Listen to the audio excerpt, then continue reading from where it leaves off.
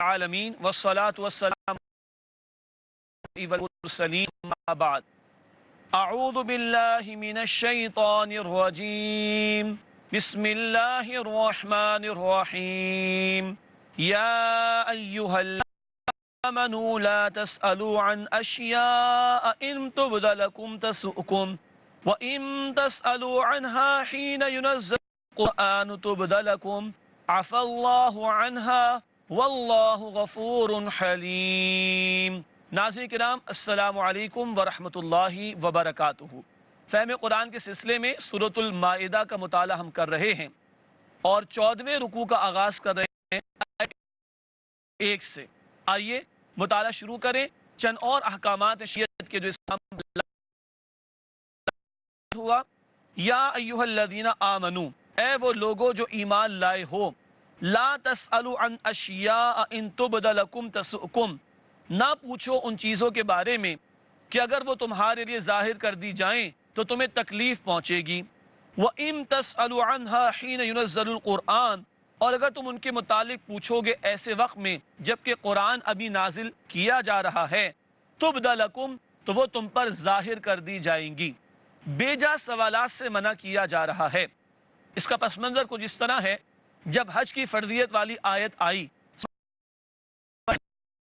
وَلِلَّهِ عَلَى النَّاسِ حِجُّ الْبَيْتِ مَنِ اسْتَطَاعَ إِلَيْهِ سَبِيلًا، لوگوں کے ہے کہ جو اللہ کے گھر تک پہنچنے کی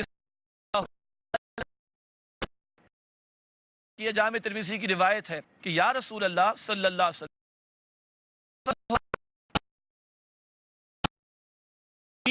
جب یہ سوال کیا تو اللہ کے رسول صلی اللہ علیہ وسلم کو غصہ، اور آپ نے فرمایا اگر میں کہہ دیتا، نبی اکرم صلی اللہ علیہ وسلم نے فرمایا مت کرو، جن چیزوں کے متعلق بتایا نہیں گیا ان کے متعلق خاموش رہو۔ تم سے پچھلی امتیں کثرت سوال اور اپنے انبیاء سے اختلاف کی وجہ سے ہلاک و برباد کی گئیں۔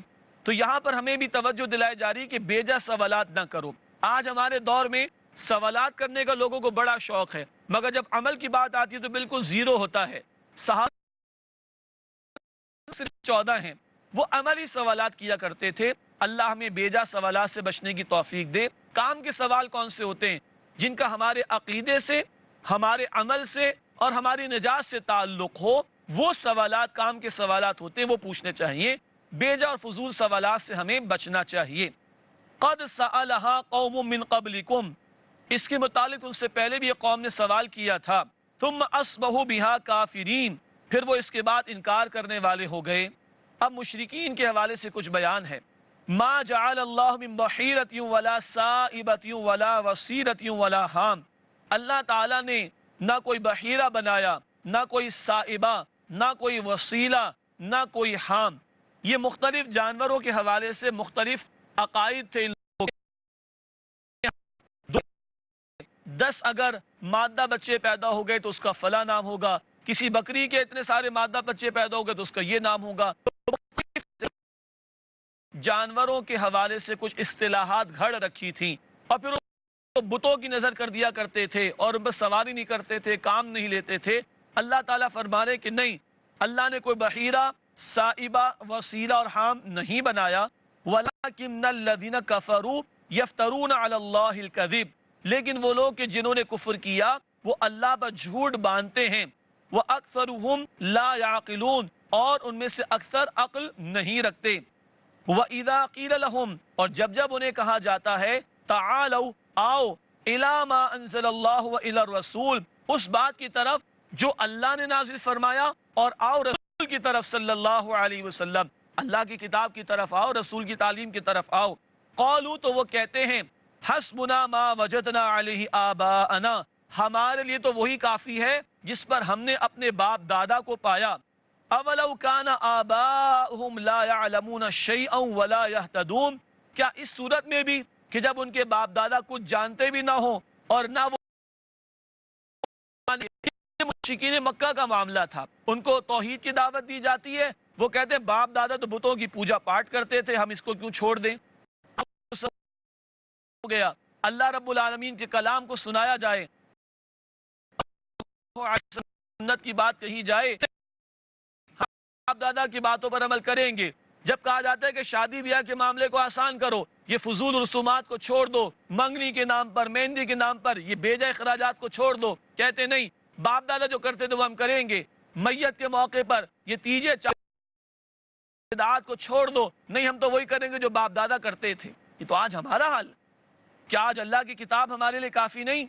کیا نبی صلی اللہ علیہ وسلم کی سنت و تعلیمات ہمارے لیے کافی نہیں؟ کیا معاذ اللہ ہمیں زیادہ علم ہو گیا؟ استغفر اللہ. تو یہ مشرکین کا معاملہ تھا کہ وہ باپ دادا کی اندھی پیروی کرتے تھے.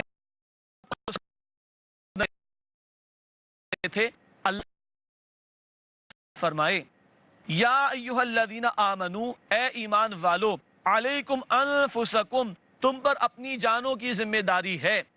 لا یضرکم من ضل اذا اہتدیتم, اگر تم ہدایت پر رہو گے تو کسی کا گمراہ ہونا تمہیں نقصان نہیں. یہ آیت بعض اوقات لوگوں کو تم ہدایت پر ہو تو کسی کا گمراہ ہونا تمہیں نقصان نہیں پہنچائے گا. خود صحابہ کرام کے دور میں ایک غلط فہمی پیدا ہوئی تو حضرت ابوبکر صدیق رضی اللہ تعالیٰ عنہ کھڑے ہوئے منبر پر اور فرمائی کہ اس آیت کا غلط مفہوم نہ آیت میں الفاظ ہیں, اللہ کے رسول نے فرمایا صلی اللہ علیہ وسلم تم لازماً نیکی کا حکم دو گے اور تم لازماً بدی سے روکو گے.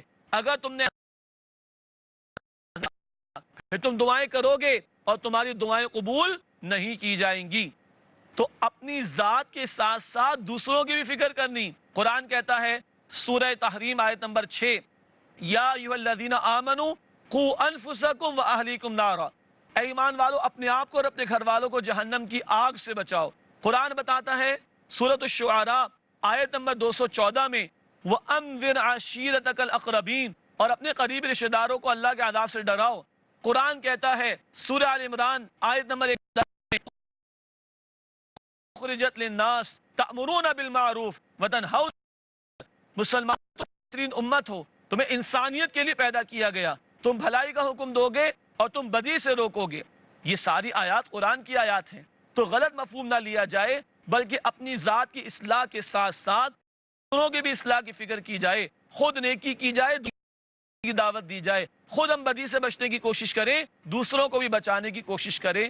ہاں ہم یہ کام کریں, یہ فریضہ ادا کریں انشاءاللہ, پھر بھی لوگ ہماری بات نہ سنیں تو ان کی گمراہی کا وبال ہم پر نہیں آئے گا انشاءاللہ. مگر فریضہ ادا کرنا ضروری, اگر ہم اپنے فرض کو ادا نہیں کریں گے امت والے تو ہم پکڑے جائیں گے اللہ کے ہاں. ہاں ہم نیکی کی دعوت دے رہے ہیں اور بدی سے روکنے کی کوشش کر رہے ہیں, لوگ پر آئے گا, اس کی ذمہ داری ہم پر نہیں آئے گی انشاءاللہ. اللہ مرجعکم جمیعا, تم سب کو اللہ سبحانہ تعالیٰ ہی کی طرف لوٹنا ہے, تمہیں بتا دے گا اس کے بارے میں جو کچھ تم اعمال کیا کرتے تھے. اگلی آیات میں وصیت پر گواہ بنانے کے حوالے سے تعلیم ہے. اس کے پس منظر میں ایک واقعہ بھی ہے جہاں کچھ لوگ سفر میں تھے اور ایک شخص کا انتقال کا موقع قریب آیا, اس نے کچھ وصیت کر دی اور کچھ سامان وغیرہ کچھ لوگوں کے حوالے کیا اور ایک پرچہ بھی اس کے اندر رکھ دیا. یہ لوگ اس کے علاقے میں اس کے لوگ تھے, واپس لے کر آئے سامان اور اس مرنے والے کے گھر والوں کو دے دیا, مگر ایک پیالہ اس میں نہیں تھا. گھر والوں کو پتا تھا, اس میں لسٹ بھی تھی. مقدمہ آ گیا نبی صلی اللہ علیہ وسلم کے پاس اور ان کو بلایا گیا. جو قافلے کے لوگ واپس آئے تھے ان سے بھی گواہی لی گئی, مگر گھر والوں کی گواہی زیادہ بہتر تھی, تو ان کے حق میں اللہ کے رسول نے فرمایا صلی اللہ علیہ وسلم. آئیے قرآن کی آیت کا مطالعہ کریں. فرمایا یا ایھا الذین آمنو, اے ایمان والو, شہادت بینکم اذا حضر احدکم الموت, تمہارے درمیان گواہی کا طریقہ یہ ہے کہ جب تم میں سے کسی کو موت آئے, حین الوصیتی کا وقت ہو, اثنان ذوا عدل منکم, کہ تم میں سے دو اعتبار والے افراد وہ گواہ ہوں, او آخران من غیرکم, یا تمہارے سوا کوئی دو اور ہوں. تم میں سے ہو مراد مسلمان گواہ ہو تو بہتر, اور تمہارے سوا ہو اگر مجبوری ہے تو کافر کو بھی گواہ بنا سکتے ہو. ان انتم ضربتم فی الارض, جبکہ تم زمین میں سفر کر رہے ہو. وہیں ایسی ہنگامی صورتحال پیش آ جاتی ہے سفر میں, فَأَصَابَتْكُمْ مُصِيبَةُ الْمَوْتِ، پھر تمہیں موت کی مصیبت آ پہنچے، تَحْبِسُونَهُمَا مِن بَعْدِ الصَّلَاةِ، دونوں کو روک لو نماز کے بعد۔ یہ جو گواہ ہیں، وصیت پر جو گواہ ہیں، ان کو بلاؤ اور روکو نماز کے بعد، نماز کے بعد گواہی دیں۔ کیوں؟ اللہ کا ذکر کیا ہوگا، اللہ کے سامنے جھکے ہوں گے تو اللہ کا خوف دل میں ہوگا، تو صحیح گواہی پیش کریں گے۔ فَيُقْسِمَانِ بِاللَّهِ، پھر